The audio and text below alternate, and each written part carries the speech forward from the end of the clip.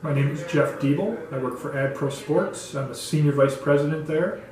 AdPro Sports is a team dealer, we're called. We do team apparel for colleges, high schools, professional teams. We also have ventured in the last probably 2 or 3 years more into the corporate side of things. We represent the Nike brand, Under Armour brand, Adidas brand, along with a lot of other non-branded items, price point type things for people. So, awesome. Well, thank you first of all for agreeing to interview with me. So, where I work at the golf course, a couple of the first general things that were implemented when COVID-19 began were things like signs outside the door stating you must be wearing a mask to enter the pro shop. Carts needed to be parked 6 feet apart, other things like that. What are some general protocols that have been implemented? We have a couple different protocols. One being an employee-based protocols, and then also if we have visitors or people who would come to our building. So we have an office near the Buffalo Airport that is a 80,000 square foot building with 20,000 square foot of office space, 60,000 square feet of warehouse space, and production of things we print.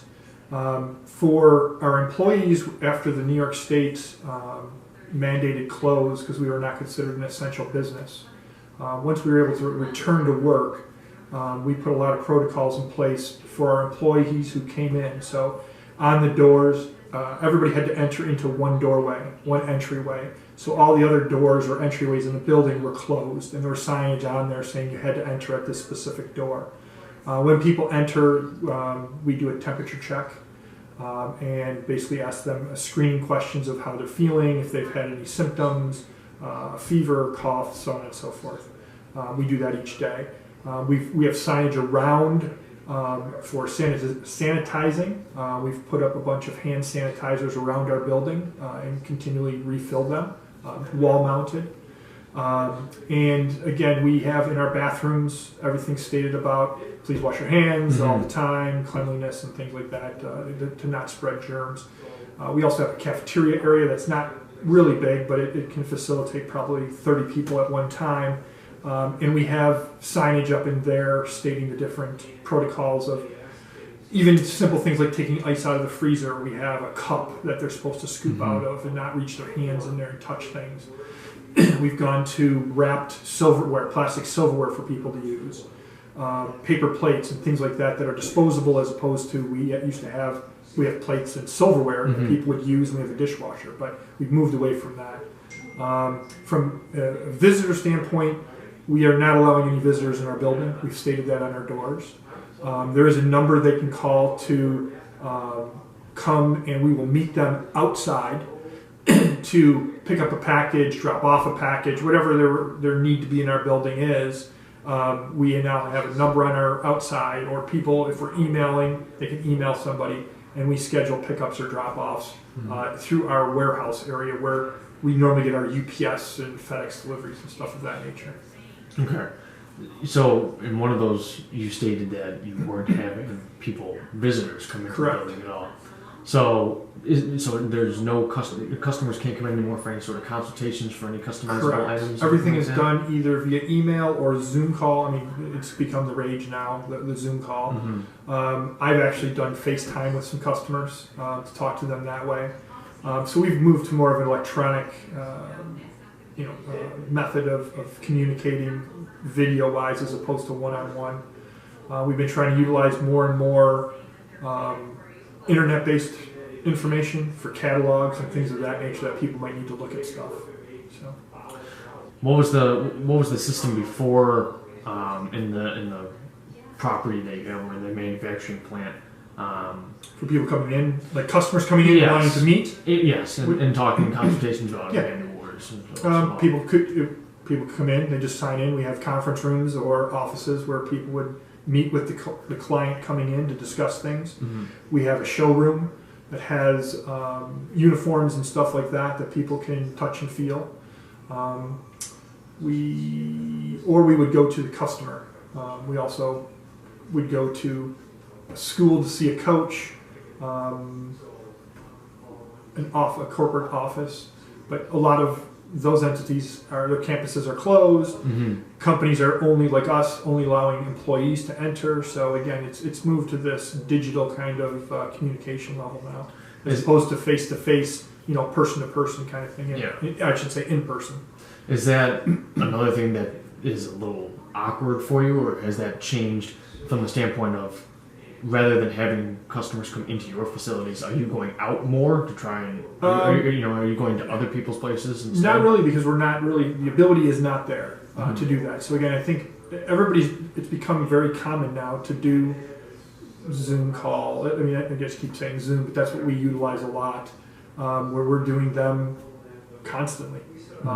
And it's a lot easier. People can do it from their home. They don't have to be at a physical location. So it's actually created more of an ease to talk with people, as opposed to trying to schedule to meet somewhere. Sure. So it's made provide a lot of flexibility for timing of meetings and discussions. So you've actually enjoyed that part, the easeability of it. It's more convenient. Yeah, it's more convenient for sure. For sure. So at the golf course that I work at, one of the big ways that business has been affected is because golf packages come in from places like Canada and Ohio. They come in, they'll stay for a couple days at the resort, they'll stay at the Tamarack Resort, they'll go to the pool, they'll play golf, they'll eat at John Barber's and such and such. Have you been affected by any sort of border restrictions? Do you guys have any contracts with other... We do have a couple Canadian customers that basically we can't service them now because of stuff going back and forth across the border. It's difficult. We do have a vendor that we use called Athletic Knit for hockey uniforms and socks and stuff like that for hockey. We've been able to get inbound stuff from them. That really hasn't been. It's been delayed. We're saying normally it would be 3 to 5 days to get to us. Now it's more, 6 to 10 business days to get to us. There's been a slowdown. I think part of that's just because there's just not as many people working. I think businesses have shrunk. We found that with a lot of our vendors. They're due to the coronavirus, the COVID-19, and social distancing and things within your workplace, warehouses. Their staffing has been reduced because of spacing and doing different things, which has slowed down the turn of getting product out the door and then shipping to us. I'll go back to, you were talking about borders. So we did have an issue when New York State went into this shutdown. We furloughed our employees because we couldn't be in the building. The employees couldn't be in the building. So our senior management team, there's 4 of us. We came in every day and still had to facilitate our business. We had to keep us open and doing what we were doing. So we went through a whole schematic of how we were going to channel people's emails so we'd get responses to customers and order product and do what we needed to do. One of the problems we had some high-profile customers that needed stuff done, but we could not produce it in our facility. So we were actually contacting printing companies that could print shirts and embroider things for us outside of New York State that weren't affected with shutdown as New York State was. So we were actually trying to find third-party printers outside of our state boundaries to produce product for us that then they would ship to our customers for us. Got it. So again, we've now created some new relationships with some people because of necessity. Yeah. We've been doing a lot of stuff with the MBA lately, with the MBA offices, and have had to do a lot of things for them. And during a period when we were closed, we had to get stuff done for them. So we also did some stuff for the LA Rams. We're doing a whole new rebranding of uniforms and their logos and everything like that. Same thing. We had to find a third party outside of New York State that could print the stuff for us in the fashion we needed. Because those are your high-profile clients that need stuff. They need, when they call, they say we need something by the end of the week. We get it by the end of the week. So we had to figure out some new channels to get things completed. So. Gotcha. So you also talked about employees being furloughed. Were you furloughed at any point in time? Nope. Do you know how many employees have been? When we were by New York State mandated to close our business, our facility, our offices, we furloughed approximately 75 people. And then we had 6 people that we deemed essential employees, and they worked from home.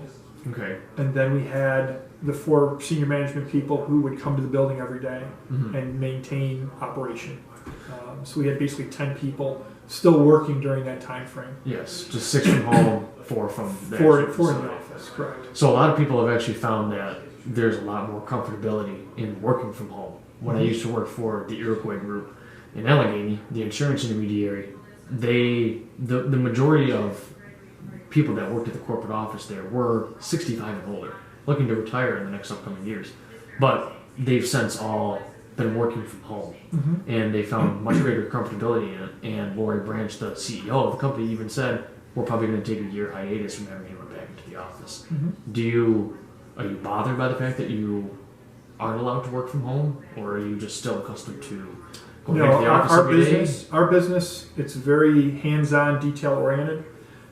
We actually find the opposite. We need people to be engaged at our office and involved in the process for what we do. It doesn't work great from the outside, people working from home. There's some things you can facilitate, but you just can't complete everything we need to do. I'll call it our more white-collar type positions as opposed to our laborers or blue-collar, which are people in our print shops. They physically have to be there to actually work. People in the office, some of the accounting functions, it's easy enough to do from home. But a lot of our salespeople need to be there because there's a lot of moving parts to everything, and they need to it's a lot easier to communicate with the people inside the building than sending emails to 6 people and trying to get responses and coordinating things. So we found with that, working remotely, it was difficult for us to continue our normal workflow. So employee coordination is why you're saying that salespeople have to be in the building. Because I'm thinking when you were talking earlier about how we don't sell widgets. We don't sell a finished product. We buy a product that is, for example, we'll buy the shirt I'm wearing. We buy this shirt and then we decorate it in some fashion. It's customized for some customer that they want something. You have to have your hands on things. They have to see things in the back. Sometimes with embroidery stuff, we have to do sew outs. Well, you got to sort of have it in your hand and see it, as opposed to me taking a picture and sending it to you. There's a lot of movement on the receipt of product. Is it the right stuff? They need to see some of those things sometimes and have their hands on it, as opposed to just looking in a catalog and saying, yeah, send me that shirt, and we're going to print this logo on the left chest of it. There's a little more involved sometimes. Uniforms, when you're doing uniforms for customers, what's the best method? You don't know because maybe it's a shirt you've never seen before. You don't know what the fabric is. And based on the fabric, you might print it in a certain fashion as opposed to what we would normally do on a uniform. We would do this. Because this is the makeup of the uniform is a certain material, that may not be the best option. So there's just a lot of moving parts. Yeah. I understand the whole hands-on position. That's why they have to be. Yes. That's why they have to be on location. Now, to do that. flip the table a little bit. We also own our building. We have tenants in the building. We're worried now that our tenants will not be returning because they have figured out how to work remotely. I should say they were mandated to do that. Yes. And they've been able to figure it out and said, you know what, we're just as successful. But a lot of it is, one is a collection agency. So you're just funneling information to a person to just keep calling somebody. They need a laptop and they need a cell phone kind of thing. Which they don't need to be in the office. They don't need to be in the office to do it. So we also, it works from home when people you can trust they're working from home. I think there's people out there who ease back a little bit in America today. A lot of people are like, I think I'll work a couple hours in the morning, then just do whatever they want to do the rest of the day. Then they'll have someone in the office watching over them to be able to make sure that it's not watching over, but you can see if somebody's there's activity going on and they're doing something. Now, numbers will usually play out. If it's somebody from home and it's a salesperson, if they're not meeting their numbers, they're not spending enough time doing it. The problem is right now, specifically with our industry, it's very sports oriented, and there are no sports going on at the college level, the high school level, the youth. There's a little bit of youth baseball and soccer going on, and softball, but there's no sports. There's nobody buying uniforms. There's nobody buying team apparel. We have relationships with some professional football teams and the Buffalo Sabres and the Bills, and the Rochester Americans in Rochester, and we do all the uniforms for the National Lacrosse League. None of that stuff is happening. Mm-hmm. Nobody's buying anything because they're of the uncertainty of what's going on. So we've had struggle with that right now as far as keeping people engaged to find other avenues to do things. And we feel that with our salespeople, if we have them in office a little bit, again, it's an activity-based thing. Are we seeing them there? Do they look like there's activity? Or are they just watching their computer, they're YouTubing something and watching something all day long? So, has that been tested at all, that theory? Have you had salespeople be working from home? We have. So we've had I'll call it remote salespeople. So people who don't live in the area work out of our office. Very poor results. Okay. We've found a little bit of magic where we've hired people outside of our area. Like we have an Albany rep, and we also have a new rep that's down around Elmira. But they both come from the industry, and they had a proven track record. They had a customer, basically a portfolio of customers that they brought along with them. They knew the industry, and their numbers continued to provide because they've always worked this way. With their previous employer, they were a road rep. They were basically out on the road. They didn't have an office to go to, so that's what they're used to. The people we've used in the past that we've tried to do this with were sort of new to the industry, didn't really know what to do.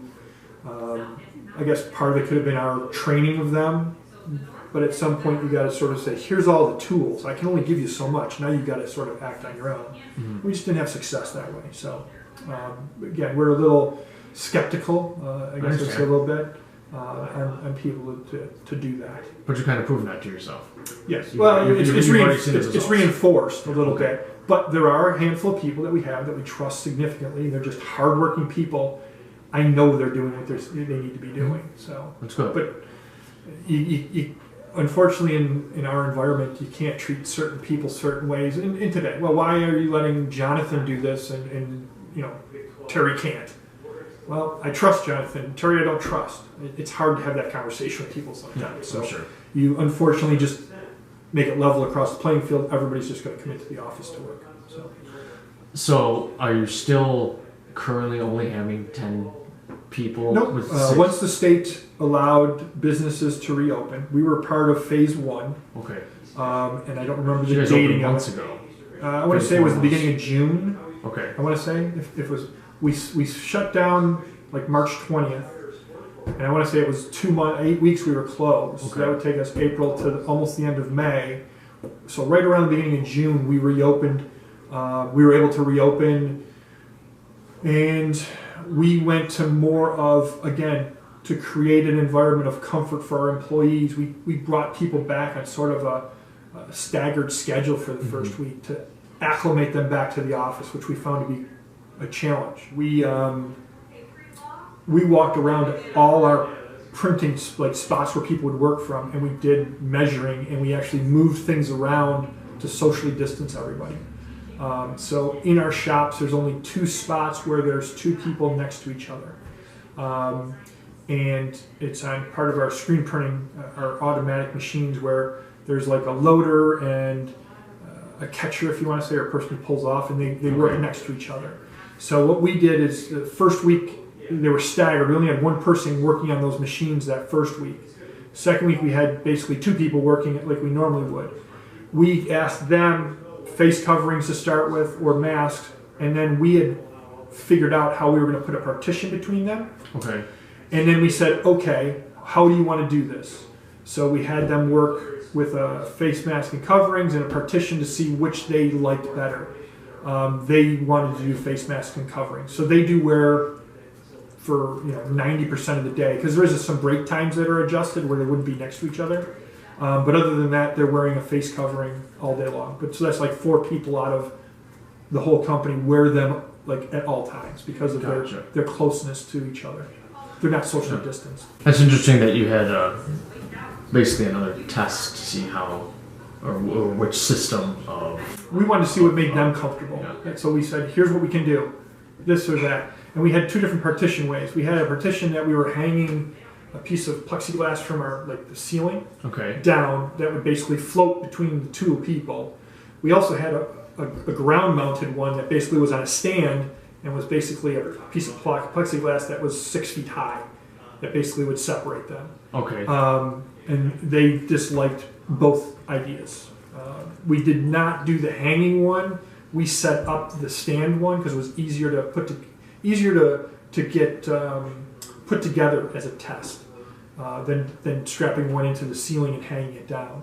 And both press operators, they all agreed they'd rather just have face, because then they can communicate better about changes and things that are going on with a face mask on, as opposed to having a piece of plexiglass between them.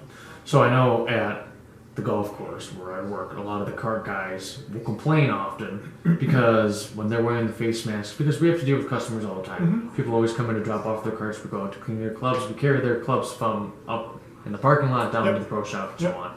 And sometimes on days when the heat index is 100 plus degrees, it can get pretty tough. So you're saying that laborers didn't like one way versus another. Have you had any other complaints from employees about new protocols, about having to wear the masks, about too much sanitization, different changes? And from a sanitizing standpoint, every day we do have a break time for them. That they get 15-minute breaks. So half the people go at 9:45. Half the people go at 10 o'clock. And then their lunches are staggered a little more. And then there's an afternoon break of 15 minutes where, again, it's split. Once the break time is over in the morning, we have somebody who sanitizes our cafeteria area. Okay. Like all the countertops and everything, they spray sanitizer, wipe everything down. After lunches are done, everything is wiped down. There's a couple common doors that are used regularly through the day. We've now moved them to being open all the time. They were badge activated, like you had to have the ability to go in there. Okay. But we don't have any visitors to our building. Sure. So there's not a worry of anybody getting into areas they shouldn't be. That extra security. Correct. When you're open to visitors, people coming in. So now that we don't have that, we've propped those doors open so it's less touching of things by people that other people might touch later in the day. So these new protocols, are you finding them excessive or necessary? Well, we're mandated to do them. Okay. So we're following what the state has put out. And I think people have adjusted to them where now it's just getting to be part of the regular day. In the beginning, it was people get up and walk away from their desk or their cubicle or office, and they'd walk away and they wouldn't have a face covering with them, and then you'd see them go back and get something and then come back out. Okay. Now everybody we use what they call them neck gaiters or buffs. If you watch Survivor, they have the buffs. Okay. We call them yowies or bammies because that's the name of the manufacturers that do them for us. Okay. But there's something that's just simple. You can pull it up over your nose. We're finding a lot of our employees like them better because it's a lot easier than wearing a mask around. Because when you're walking and you want to breathe a little bit and there's nobody around you, you got to sort of unhook it and you hang it from your ear. You hold it. What do you do? Or pull it down like this. They're just much more convenient and easy just to pull it up over your face when you come upon somebody and put it down when you don't need it. So we've found that our employees enjoy that fashion of face covering the best. So we've bought every kind of face covering imaginable and provided it to our employees so they can find whatever they liked. So and a lot of them have got their own now, personalized in some manner of colors or things like that they like. Yeah. I know one of our assistant pros and our head pro at the golf course I work at do wear the ones that they wear around your neck. You can just pull up, and they find it a lot easier to do that. The majority of the cart boys do not do that. They just have the regular masks that go around their ear. And when they come into the shop, and they want to cool off a little bit, they'll pull it down or something like that. And especially when customers are in the shop, that's something that can't happen. So whenever a customer will see that's down, lower, then the employee tends to get into a little bit of trouble. The first week we came back that first week where we had a staggered schedule. The second week when everybody was there, sort of back to normal, we did have a couple complaints of people saying, well, so-and-so's not wearing their mask all the time. All we did was we listened to the complaint. We said we would talk to them about it. We talked with the employee, and everything was fine after that. So it was just, again, I think people getting adjusted to. Yeah, They weren't doing it on understand. purpose. They were just, I think, forgetting at times. So. Let's talk a little bit more about sales and stock inventory and all. So before you talked how high school, college sports for the fall really are not happening right Not now. happening, right? How has there been any compensation for lost contracts of Compensation high school? from, well, what do you mean compensation? What do you mean by compensation? So Let's ask first, because of the lack or non-occurring high school, college sports, have you guys significant decrease in sales. okay? So talking from a sales And yes, and then yes. how have you guys? So our sales, so Compensate that. this sort of went into effect in the end of March, which affected the spring season. So we had probably, so we are a seasonal business. We have fall sports, winter sports, spring sports. Fall sports are typically about 50% of all your sports happen in the fall, from a collegiate and high school level, and professionally with the Bills and the Sabres, and then you got the Bandits and so on and so forth.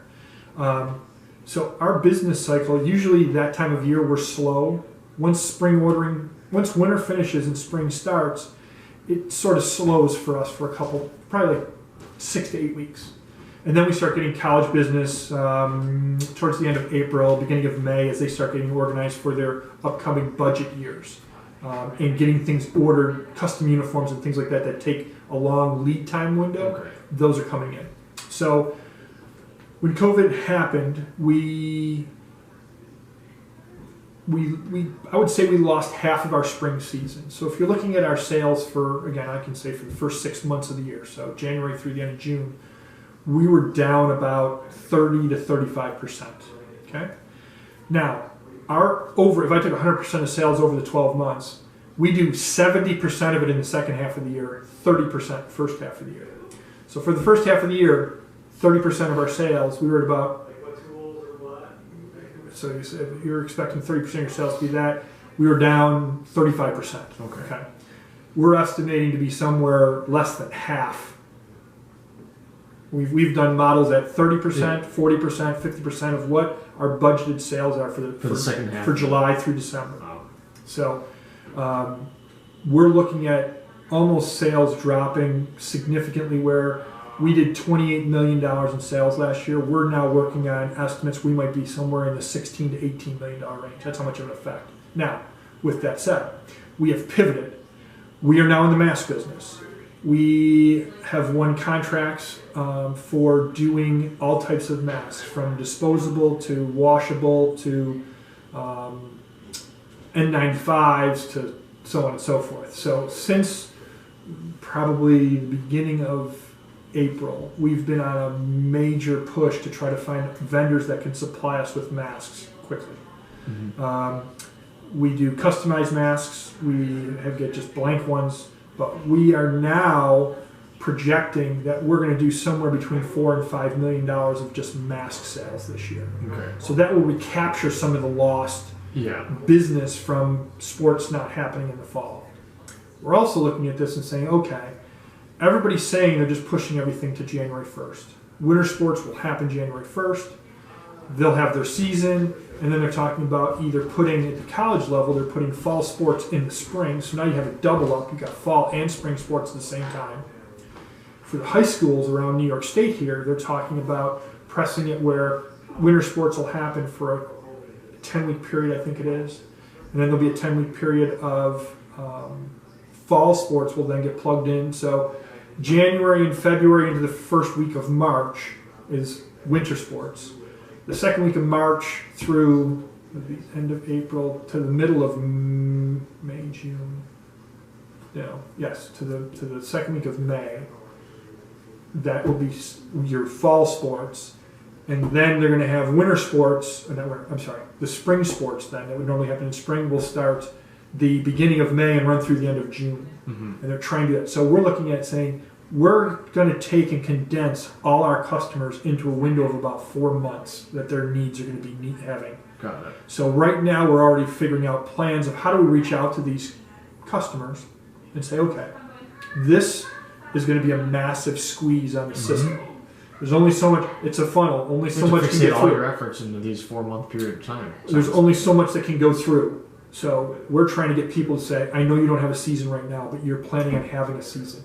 Do all your apparel and uniforms now, so you have everything, and get organized for that. So we eliminate some of that crush we're going to feel at that point in time. So do you think that's tough on the customer though? At some points when they're thinking, if everything just continues to get pushed back, why would I still try and do an order now if I don't even know if it really will happen? Some of it is budget driven. Some of the schools have their budgets are assigned for uniform, like they've put in money for your team to get uniforms.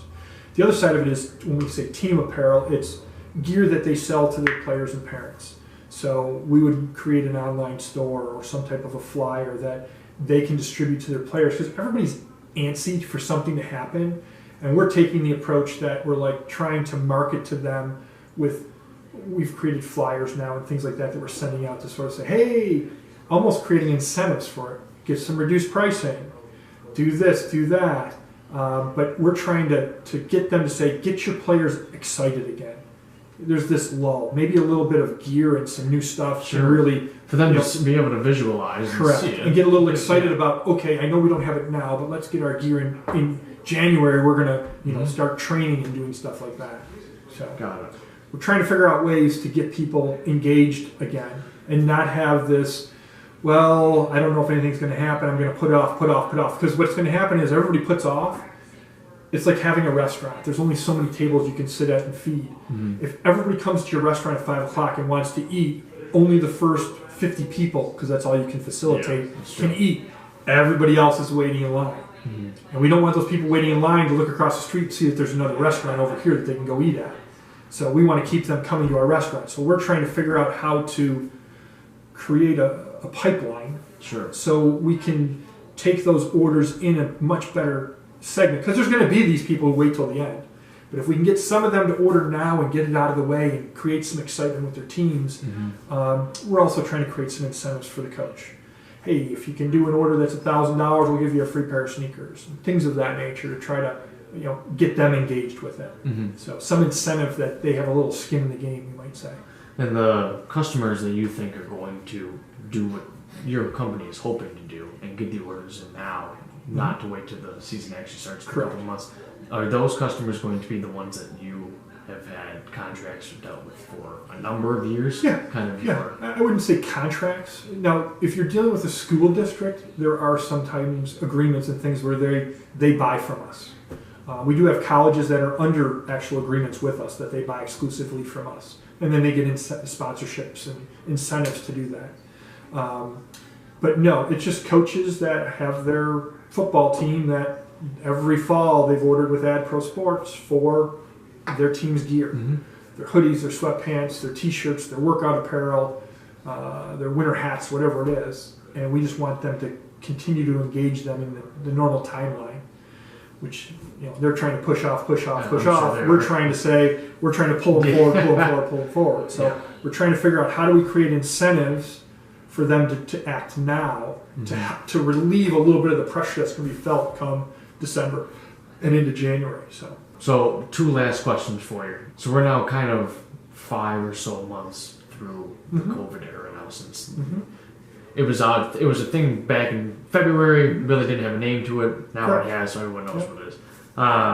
Do you personally feel that you have become accustomed to new protocols, and do you feel comfortable in your current working conditions? I do.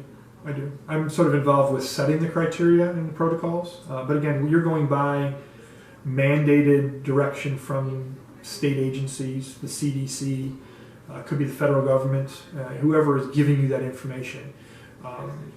Yes, and I would say all our employees feel the same way. It's become ingrained sort of in our everyday life now. Sure. The people who we had who were a little on edge about it, a little unsure of it, they've sort of settled in and developed a comfort level with it. I think that has also come along with as New York State's numbers have decreased to be the best in the country at times now. I think that's made everybody relax a little more and feel a little more comfortable with it. So, and they see what we do every day. So people are following the rules, the mandates we put in place. So I think everybody's getting to a much better place with it. And these new mandated protocols. Well, it's kind of a two-part question. How long do you think that'll last, and then how long do you think normalcy it'll take to get back to a normal period where your laborers don't have to have plexiglass or any mat? I'm anticipating it. Divide We won't, not until they have some type of vaccine created, and which probably isn't until spring of next year. So probably we're looking at another 6 to 9 months. But you can go along doing your position at AdPro, no problem with how the state has mandated your protocols to do right now. We're able to still operate within the body of that. Yes, we're trying to adjust to the environment and trying to keep moving forward. Good. Well, thank you very much for interviewing with me. I appreciate it, Ellen. We touched on a lot of great stuff, and